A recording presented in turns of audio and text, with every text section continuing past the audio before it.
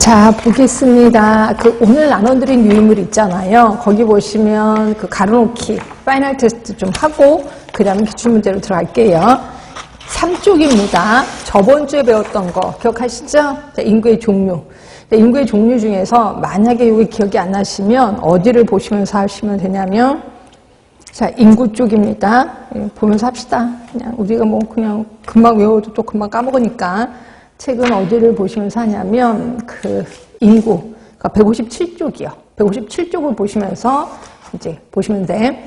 자, 인구 조사 당시, 인구 센서스, 인구 조사 당시에 해당 지역 내에 실제로 존재하는 인구수, 주소랑 상관없이 여기 현재 누가 살고 계세요? 라고 물어봤던 거. 자, 이게 뭐였었냐면, 네, 현재 인구죠. 현재 인구. 그런 반면에, 방가로 2번, 인구 조사 당시에 소재 관계없이 통상적으로 하는 건 결국 뭐야? 주소지라 그랬죠. 주소지. 그래서 이 주소에 누가 살고 있는 걸로 되어 있나요? 라고 물어보는 거. 상주 인구를 얘기를 합니다. 그리고 3번 역시 특정 지역에 주소를 둔 인구 집단 똑같은 말이에요. 통상적으로 거주하고 있는 특정 지역에 주소를 둔 똑같은 의미라고 생각하시면 되고요. 모두 상주 인구입니다. 자, 그리고 인구 성장, 그래서 책은 158쪽을 보시면 돼. 블레이커의 분류입니다. 자, 1단계는 고위정직이 맞지? 그리고 다산다사죠. 많이 나왔고 많이 죽습니다. 인구 정지형이라고 했고요. 자, 두 번째입니다. 두 번째는 초기 확장기죠. 초기 확장기고 다산감사야. 그러니까 많이 낳는 건 여전한데 죽는 게 줄어들기 시작하는 거죠. 인구 증가형입니다. 인구 증가형. 자, 세 번째 단계가 이제 후기 확장기고 감산소사야. 낳는 걸 줄기 시작했고 죽는 건 확실히 조금 죽어요. 그래서 인구가 증가되긴 하는데 둔화형이야. 그래서 인구 증가 둔감형. 그다음에 4단계입니다. 4단계는 저위 정지기, 소산소사. 조금 낳고 조금 죽는 거죠. 이거는 인구 증가 정지가 되는 거죠. 인구 증가 정지형. 그러면 5단계가 감택이고 누가 더 커요? 출생률보다 사망률이 더 큰 거죠.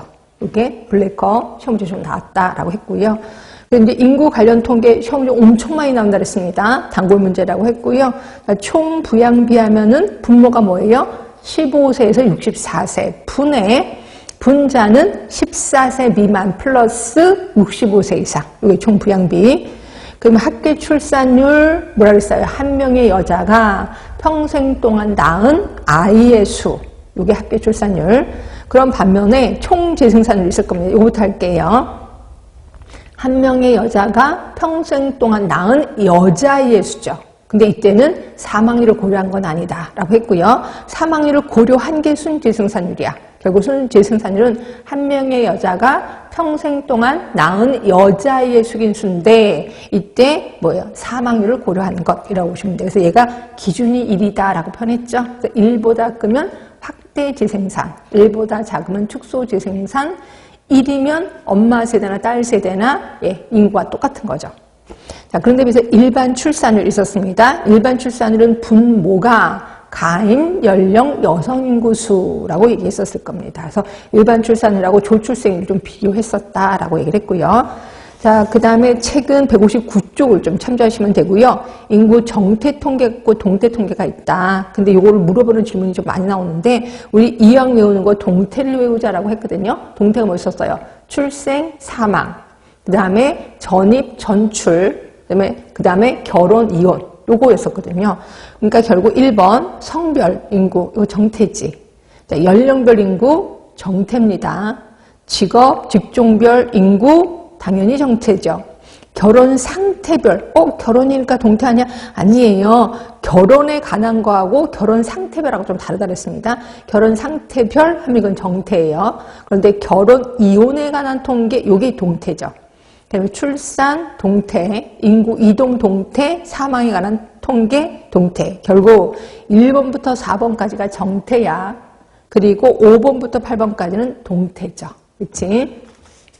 그러면 인구 구조입니다. 인구 구조를 뭘 보시면 되냐면 160쪽을 보시면 돼. 160쪽을 보시면서 14세 이하 인구가 50세 이상 인구의 2배보다 크대요. 뭐예요? 피라미드지? 그렇지? 자, 인구 정지형, 선진국형 하면은 종형인 건 아시죠? 근데 선진국형은 두 개 다 돼요. 감태형도 되고 인구 정지형도 되고 하여튼 종형. 그다음에 세 번째, 인구 감퇴형이고 평균 수명이 높은 선진국형. 요게 이제 항아리. 그러니까 선진국형 하면 종용도 되고 항아리도 되지만 가장 이상적인 거는 네, 종용입니다. 그다음에 4번, 15세에서 49세 일할 수 있는 사람이죠. 그 인구가 전체 인구의 반보다 크대요.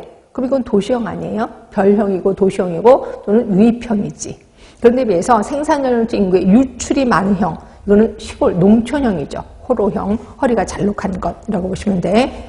그 다음에 생명표의 구성 요소는 제가 그냥 아무 생각 없이 6개를 외우면 된다라고 했거든요. 생존수, 그치.